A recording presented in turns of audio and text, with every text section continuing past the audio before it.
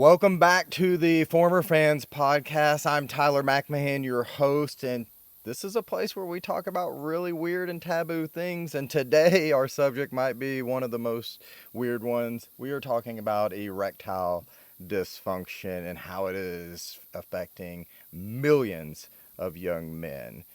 Have you been watching any, especially sporting events, and noticed the new erectile dysfunction commercials, like for Hims, and there's some other brands out there where there's a bunch of young, fit men, and all they have to do is take a pill, and it talks about a discreet package arriving at your door. You never have to go in. You can sign up on your phone. You don't have to see somebody face to face.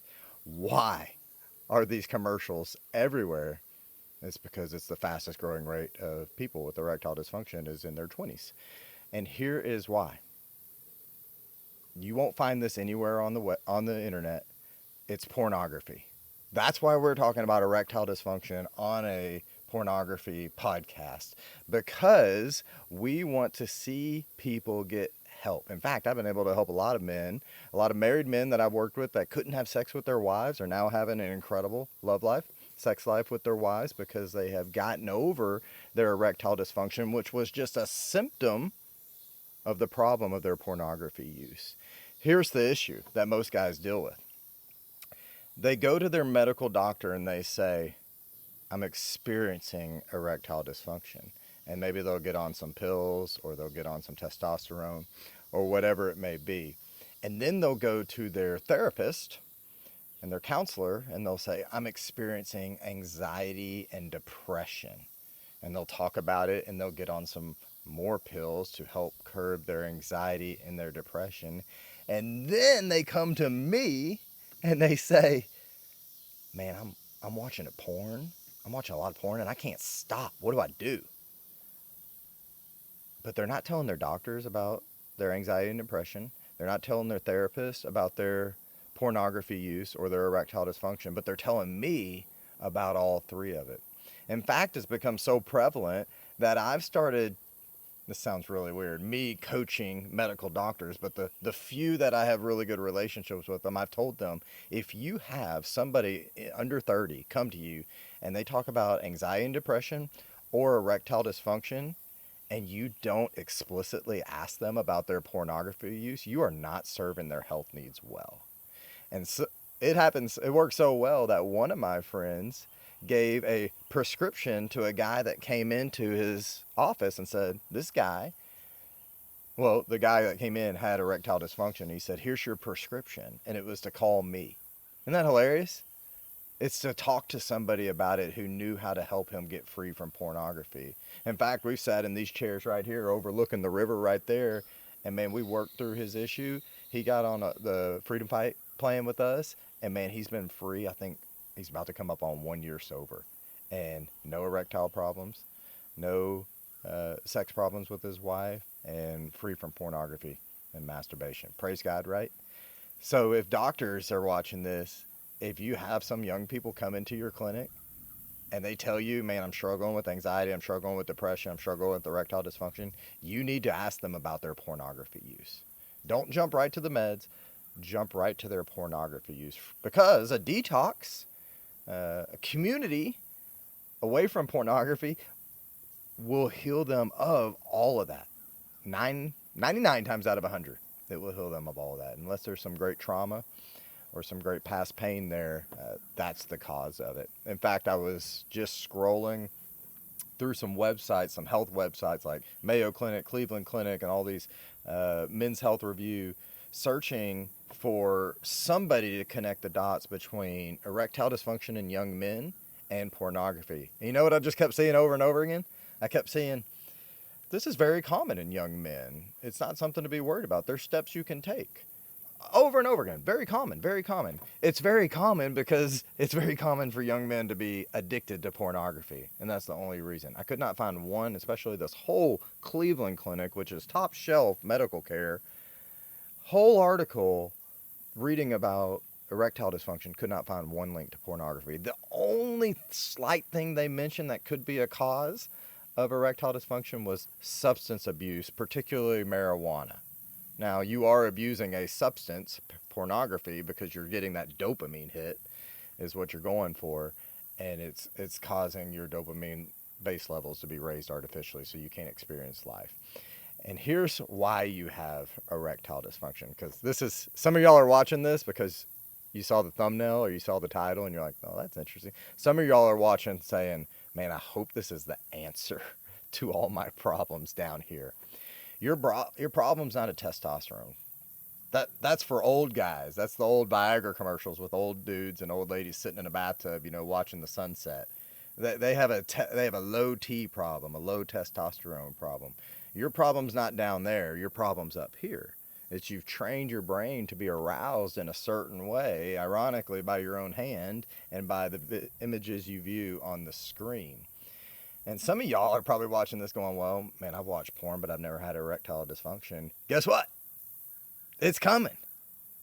Consider yourself lucky, blessed. I don't know until this point, but it's coming if you continue down the road you're going. You're training yourself to be aroused to certain images, certain things, and then not to be aroused the way God has designed you by one woman over an extended period of time. Especially if you're masturbating or watching pornography and you're watching multiple scenes or clips or whatever it is or videos. When you're having sex with one woman, that's one woman. You can't change to another woman, and you can't experience the true pleasure that God has given us through sex. So, man, I know this is a touchy subject, but here is the one thing you need to do if you're experiencing erectile dysfunction. You need to confess your pornography use to someone you trust and ask for help. That is the way you are going to find freedom from porn and from erectile dysfunction. A lot of you guys, I've seen this time and time again, are Christian men. A lot of guys are Christian men and virgins saving themselves for marriage, and they think, I'm going to go into marriage and then my porn problem will be fixed because I'll have an outlet for sex, only to arrive at the honeymoon and go, oh, shoot, I can't get it up, or I can't keep it up, or I can't finish, or I can't even whatever. You're going to find you're coming into major problems. So fix the problem now, and the only way God has designed for you to fix it is by repenting and asking people for help. You have to replace that medication, that dopamine hit you're running for, that coping mechanism of pornography, with genuine connection of people. In fact, that's all this place is. That camera's sitting on 2 chairs right there. And I can't tell you the number of guys who sat there, and we've looked out there and had some grown man, real man conversations, and then walked up and down this river, fish, went up in the woods and hunted, and we had genuine connection. And they couldn't explain the next day why they felt so good. But I know what it is, because they're finally living out what God's created them for. And it's more than just scrolling and finding some good, or not good, but some quick, simple pleasures on your phone. So if you have anxiety and depression, it's the same thing. You're going to want to run to a therapist. They're going to send you to a psychiatrist, and they're going to say, well, you just have a chemical imbalance in your brain. I've actually had 2 conversations with parents and then 3 conversations with other young men this week about their kids and therapy and the anxiety they're experiencing in college. They're going to tell you, man, it's just a chemical imbalance. All you got to do is get these right medication, and then you'll be back, and then you don't have to be on them. That's usually not how it works. You're using that as a crutch, because porn 10 times out of 10 will lead you to anxiety and depression, because you know it's wrong.